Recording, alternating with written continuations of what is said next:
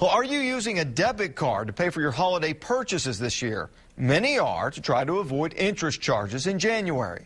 But in segment 2, 2 News reporter John Matarese warns us about some of the downsides of debit.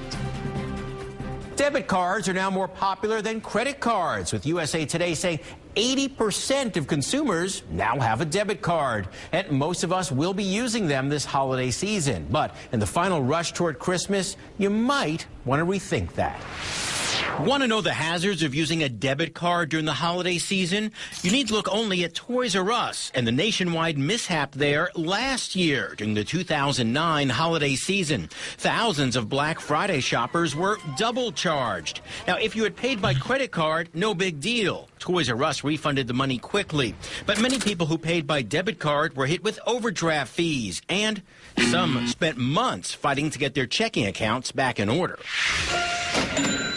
And from the Doesn't That Stink file, the risk of using a debit card for online holiday purchases. Well-known websites like Amazon.com are fine, but Consumer Reports magazine says smaller web retailers may not be so trustworthy, and if there's any mistake or fraud, your checking account can be wiped out. Plus, it's harder to dispute.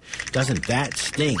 Consumer Reports suggests you avoid debit cards for online shopping.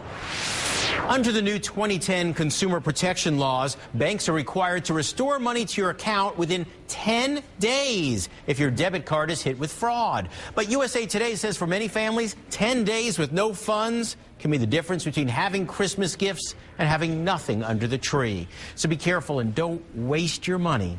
I'm John Matarese.